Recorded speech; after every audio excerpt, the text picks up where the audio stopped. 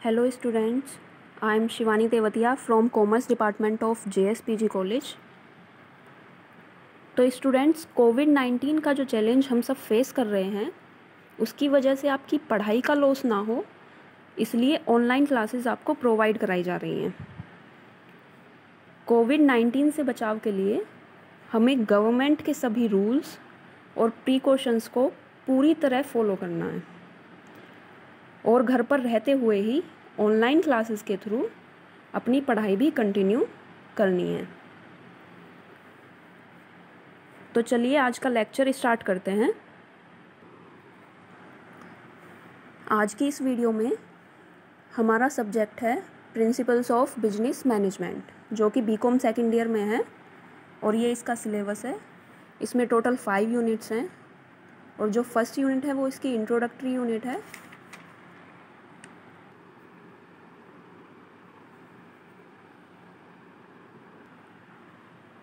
तो आज के टॉपिक में हम प्रिंसिपल्स ऑफ मैनेजमेंट का इंट्रोडक्शन, नेचर, प्रोसेस और इम्पोर्टेंस कवर करेंगे। What is management? Management is the art of getting things done through people in formally organised groups. मतलब ऑर्गेनाइजेशन के दूसरे लोगों से काम कराने की कला ही मैनेजमेंट है। अब ऑर्गेनाइजेशन क्या होता है? ऑर्गेनाइजेशन ऐसे लोगों का ग्रुप है जो किसी पर्टिकुलर ऑब्जेक्टिव के लिए एक साथ काम करते हैं।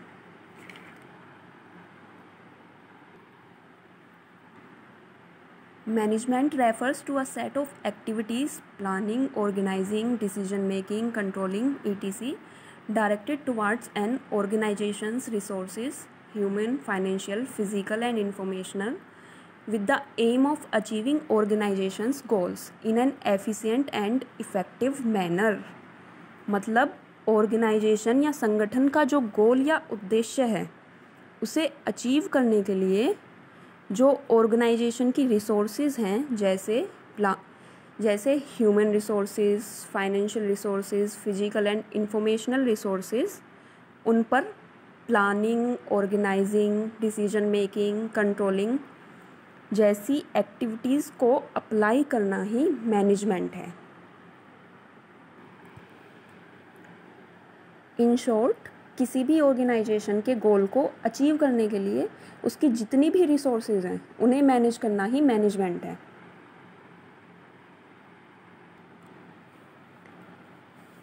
तो नेचर और कैरेक्टरिस्टिक्स ऑफ मैनेजमेंट क्या हैं? इसमें फर्स्ट है, management is a human activity. Management का मतलब ही जो ऑर्गेनाइजेशन की ह्यूमन रिसोर्स हैं उनसे काम कराना है, तो इसलिए ये एक ह्यूमन एक्टिविटी है। सेकंड है, it is pervasive, that is it is needed at all levels in an organization, top, middle, bottom, though the nature and scope of task में वेरी। इसका मतलब है कि ऑर्गेनाइजेशन के सभी लेवल्स पर मैनेजमेंट की ज़रूरत होती है, बस टेक्निक्स और एक्टिविटीज़ अकॉर्डिंगली चेंज हो जाती हैं। नेक्स्ट है, it is universal, it is applicable in business as well as other social and political organisations. इसका मतलब है कि ना कि बस बिजनेस इंस्टीट्यूशंस में, बल्कि जितने भी सोशल एंड पॉलिटिकल इंस्टीट्यूशंस हैं उन सब में मैनेजमेंट की ज़रूरत होती है। नेक्स्ट है, it is a social process, it deals with people and aims at optimum utilization of resources for the benefit of society as a whole। तो ये सोशल प्रोसेस कैसे है? क्योंकि ये ऑर्गेनाइजेशन की ह्यूमन रिसोर्सेज के साथ डील करता है। और दूसरी बात, मैनेजमेंट का जो एम होता है वो मिनिमम इनपुट में मैक्सिमम आउटपुट प्रोवाइड करना होता है, जिसका फ़ायदा फर्म के साथ साथ पूरी सोसाइटी को होता है। नेक्स्ट है, इट इज़ इंटेंजिबल। इंटेंजिबल का क्या मतलब है? जिसे हम देख और छू नहीं सकते। तो मैनेजमेंट को भी फिज़िकल फॉर्म में नहीं देख सकते हैं हम, बट फर्म की एफिशिएंसी में इसको फील कर सकते हैं। मतलब फर्म कितनी एफिशिएंटली वर्क कर रही है, इससे पता चलता है कि मैनेजमेंट कितना एफिशिएंट है।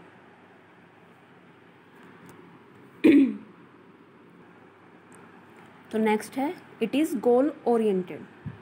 मतलब मैनेजमेंट में सबसे पहले ये तय किया जाता है कि ऑब्जेक्टिव्स क्या हैं, काम करना किस लिए है। तो management aims at achieving various economic and non economic goals.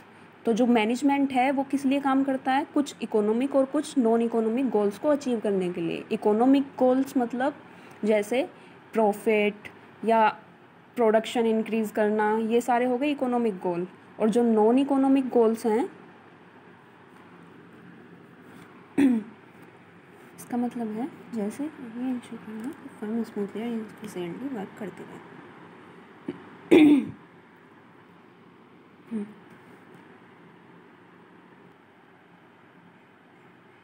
इसका मतलब है जैसे ये इंश्योर करना कि firm smoothly and efficiently work करती रहे।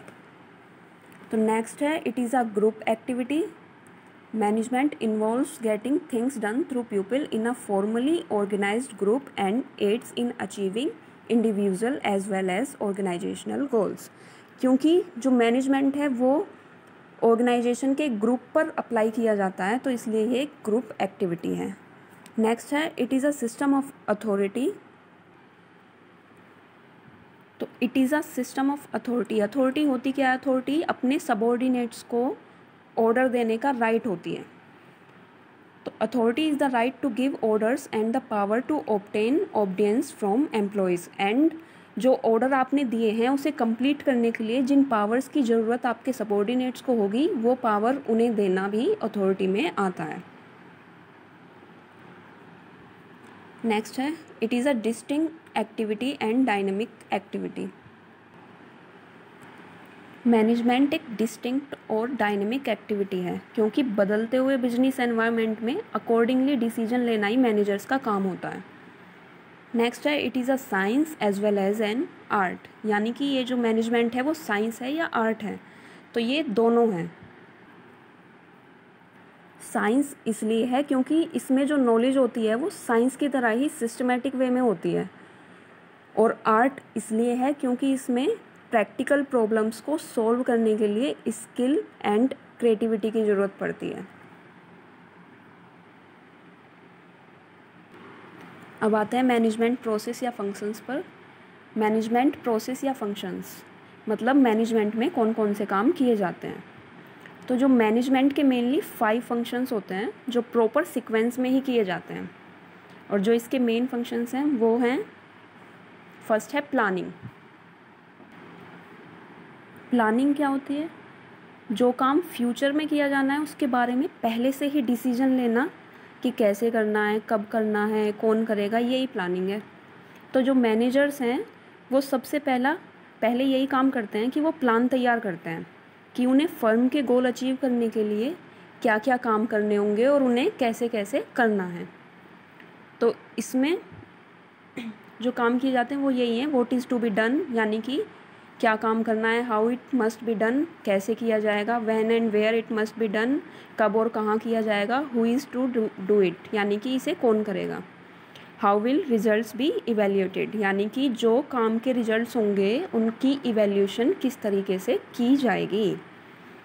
It provides direction to the enterprise and helps in coping up with environmental changes. तो जो प्लानिंग है वो ऑर्गेनाइजेशन को डायरेक्शन देती है कि किस डायरेक्शन में ऑर्गेनाइजेशन को आगे बढ़ना है, क्या काम करने हैं आगे फ्यूचर में, ये उसे बताती है। नेक्स्ट फंक्शन जो सेकंड फंक्शन है मैनेजमेंट का वो है organising. It is concerned with arrangements of an organisation's resources that is people, labour, materials, technology, finance etc. in order to achieve organization's objectives। मतलब जब मैनेजर्स प्लानिंग करके ये decide कर लेते हैं कि क्या क्या करना है, कैसे करना है, तो उस प्लान को पूरा करने के लिए जितनी भी रिसोर्सेज की ज़रूरत होगी उन सबको ऑर्गेनाइज करना ही ऑर्गेनाइजिंग है।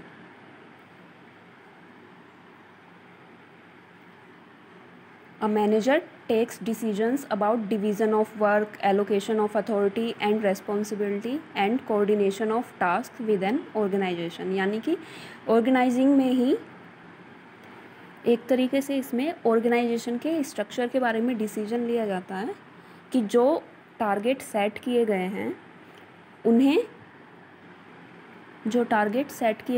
उन्हें अचीव करने के लिए वर्क को किस प्रकार ऑर्गेनाइजेशन में डिवाइड किया जाए, ये भी ऑर्गेनाइजिंग में आता है। नेक्स्ट है staffing. It is an activity where people are recruited, selected, train, developed, motivated and compensated for managing various positions. इसमें बेसिकली मैनेजर्स ऑर्गेनाइजेशन की ह्यूमन रिसोर्स से रिलेटेड डिसीजंस लेते हैं, जैसे उन्हें रिक्रूट करना, सिलेक्ट करना, ट्रेन करना। तो इसमें बेसिकली जो काम हैं वो कौन कौन से होते हैं। पहला है रिक्रूटमेंट। रिक्रूटमेंट क्या होता है, किसी पर्टिकुलर वैकेंसी के लिए ज़्यादा से ज़्यादा एप्लीकेंट्स को अट्रैक्ट करना ही रिक्रूटमेंट है, जिससे हम ज़्यादा से ज़्यादा लोगों में से बेस्ट निकाल सकें। सेकंड है सिलेक्शन। जो एप्लीकेंट्स हैं उनमें से बेस्ट चूज़ करना ही सिलेक्शन है। नेक्स्ट है फिर ट्रेनिंग एंड डेवलपमेंट, यानी कि जो आपकी ह्यूमन रिसोर्स है उन्हें ट्रेन करना, उनके स्किल्स को, इनकी नॉलेज को इम्प्रूव करना ट्रेनिंग एंड डेवलपमेंट में आता है। नेक्स्ट है फिर कंपनसेशन, यानी कि price paid to workers for services they render to the organisations. जो वर्कर्स हैं उनको उनकी सर्विसेज के लिए जो सैलरी वगैरह दी जाती है वो कंपनसेशन में आती है। तो अब फोर्थ फंक्शन जो है मैनेजमेंट का वो है directing. It is the function of guiding and supervising the activities of the subordinates, यानी कि जो सबॉर्डिनेट्स हैं उनके काम से रिलेटेड गाइडिंग और सुपरवाइजिंग, यानी कि उन्हें डायरेक्शंस देना कि काम को किस तरीके से करना है, यही डायरेक्टिंग है। नेक्स्ट है फिर controlling. It is the process of influencing actions of a person और group to attain desired objectives, यानी कि ऑर्गेनाइजेशंस में लोगों की एक्टिविटीज़ को कंट्रोल करना ही कंट्रोलिंग है, जिससे जो टारगेट और गोल्स सेट किए गए हैं उन्हें अचीव किया जा सके। It includes 4 activities. इसमें 4 एक्टिविटीज़ इंक्लूड होती हैं। कौन कौन सी। सबसे पहली है सेटिंग स्टैंडर्ड्स ऑफ परफॉर्मेंस, यानी कि कोई पर्टिकुलर काम से रिलेटेड परफॉर्मेंस क्या होनी चाहिए उसके स्टैंडर्ड सेट करना। नेक्स्ट है मेजरिंग एक्चुअल परफॉर्मेंस, जो एक्चुअल परफॉर्मेंस हो रही है वर्कर्स की उसको मेज़र करना। थर्ड है comparing actual performance from plant performance on standards, यानी कि जो स्टैंडर्ड सेट किए गए थे परफॉर्मेंस के उससे जो एक्चुअल परफॉर्मेंस हो रही है उसको कंपेयर करना कि जैसा सोचा था वैसा ही काम हो रहा है या नहीं। फिर लास्ट है taking corrective actions to ensure accomplishment of objectives, यानी कि अगर एक्चुअल परफॉर्मेंस स्टैंडर्ड परफॉर्मेंस के अकॉर्डिंगली नहीं है तो उसे करेक्ट करने के लिए एक्शंस लेना।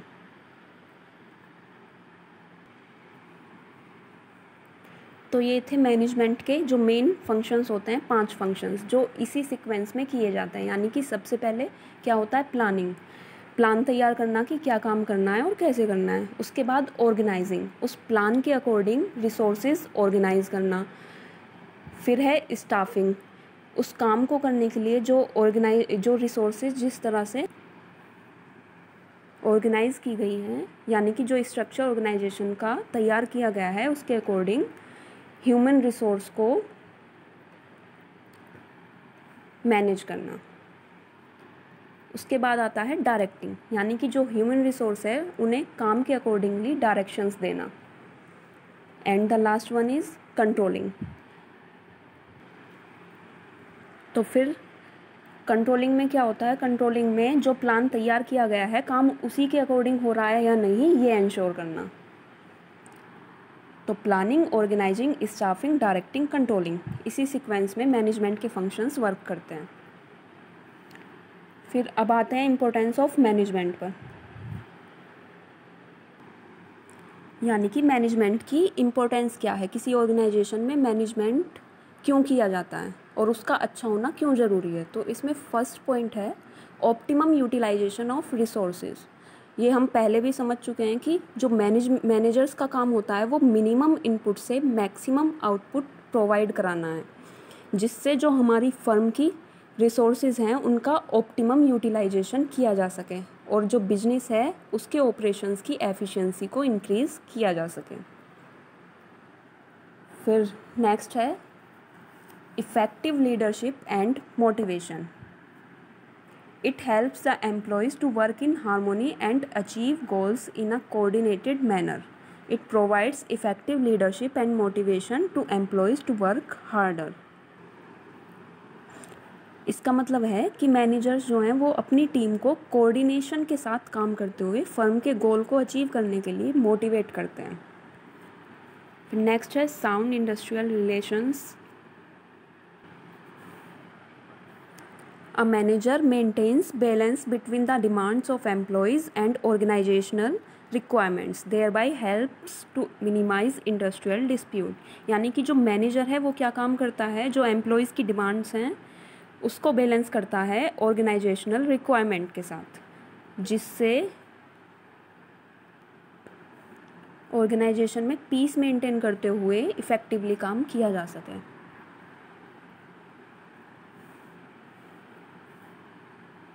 नेक्स्ट है अचीवमेंट ऑफ गोल्स।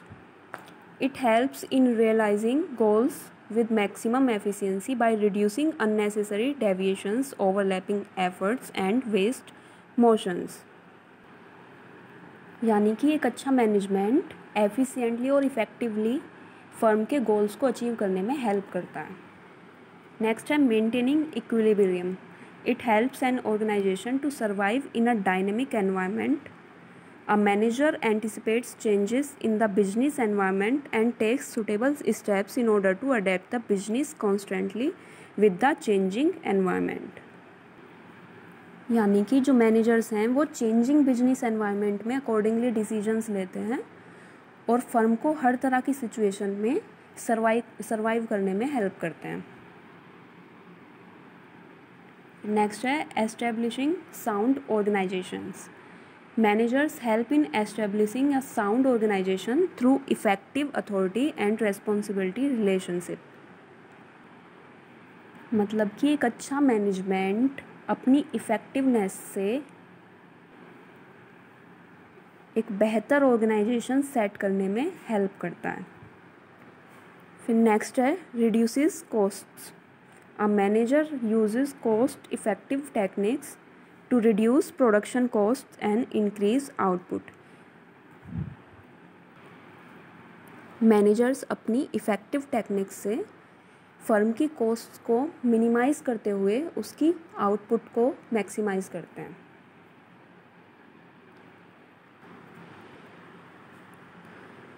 तो स्टूडेंट्स, आज के टॉपिक में हमने मैनेजमेंट के मीनिंग, नेचर, प्रोसेस और इम्पोर्टेंस को कवर किया है।